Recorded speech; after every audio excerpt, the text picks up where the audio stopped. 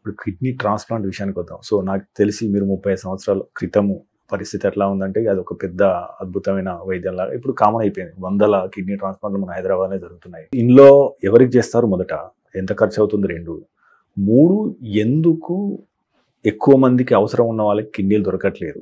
దీనికి మనం ఏమైనా చేయగలమా? సో దీనికి మీ సూచన?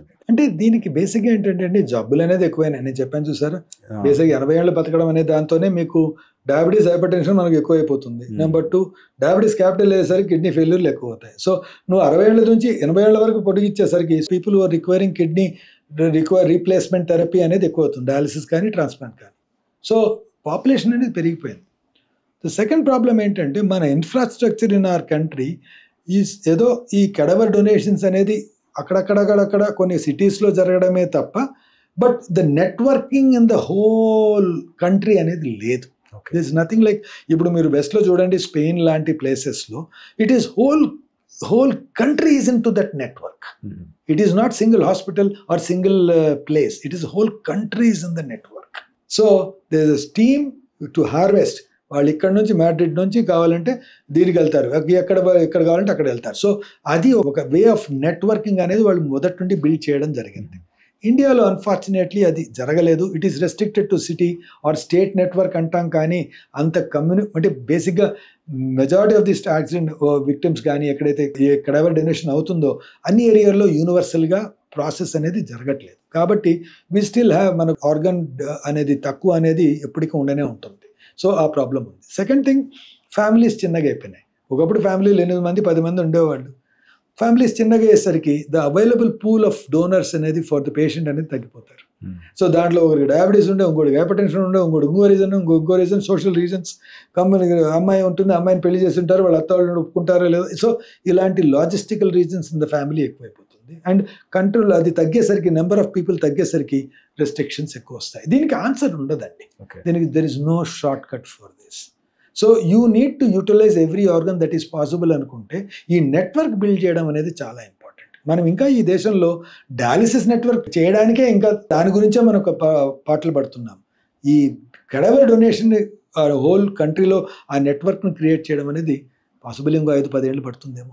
మీ హాస్పిటల్లో ఆల్మోస్ట్ అంటే మీ మదర్స్ డే రోజు కూడా ఒక ప్రోగ్రామ్ పెట్టుకున్నట్టున్నారు. సో ఎవరైతే తల్లులు పిల్లలకి కిడ్నీలు ఇచ్చి కొత్త జీవితాన్ని ప్రసాదించినారు అంటే సాధారణంగా కిడ్నీ దానం విషయానికి వస్తే, సో సాధారణంగా తల్లులు పిల్లలకి ఇవ్వడం లేదా భర్తకి భార్య ఇవ్వడం అంటే ఎట్లా సాధారణంగా ఎక్కువ జరుగుతుంది. ఉమెన్ నుంచి వెళ్ళి మెన్కి ఎక్కువ వస్తున్నట్టు కనబడుతుంది.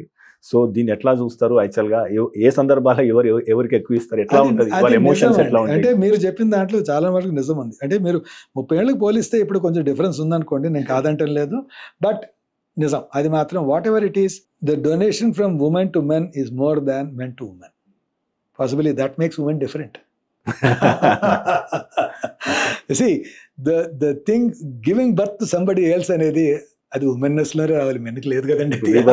కేపబిలిటీ అనేది మైండ్ లో రావాలి అంటే ఆ కేపబిలిటీ బాడీలో ఉండాలి కదా మైండ్ లో రావడానికి.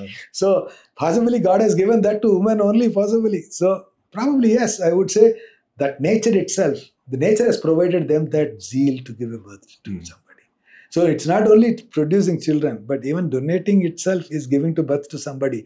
So I would say it is proud to be a woman in this matter. There is no doubt about it. I understand that. But of late, కొంచెం ఇలా కూడా the other way also is happening. There is no doubt. అంటే ఏం జరుగుతుంది sir actual ఇప్పుడు తల్లి పిల్లకి ఇచ్చినది, సో ఇద్దరు ఆనందంగా ఉన్నారు, సో ఫీల్ ఎట్లా ఉంటుంది? తల్లిది ఎట్లా ఉంటుంది? పిల్లగాంది ఎట్లా ఉంటుంది?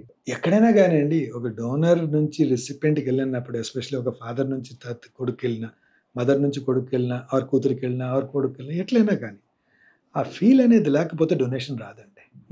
So feel is inherently there. మనం దాన్ని ఆస్వాదించాలనుకోవడం లేదు, అది ఉంది కాబట్టి ఇదంతా జరిగింది.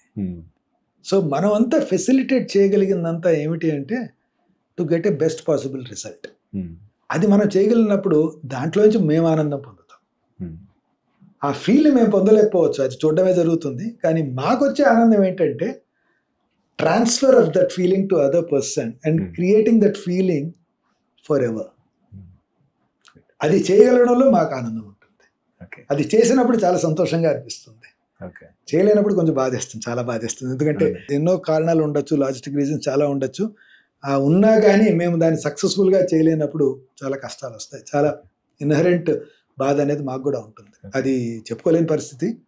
కానీ వెల్, మెడిసిన్లో ఎవ్రీథింగ్ కెనాట్ బి గ్యారంటీడ్ కాబట్టి 100% అయితే ఉండదు. కొన్ని ఆస్పెక్ట్స్ మనం మా చేతిలో ఉండవు. అప్పుడు నిజంగా బాధేస్తుంది. మీరు తీసుకునే అదే మందులు, అదే నాణ్యమైన మందులు, కానీ సగం ధరకే. అవును, మెడ్ ప్లస్ బ్రాండ్స్ పై 50 to 80% తగ్గింపు.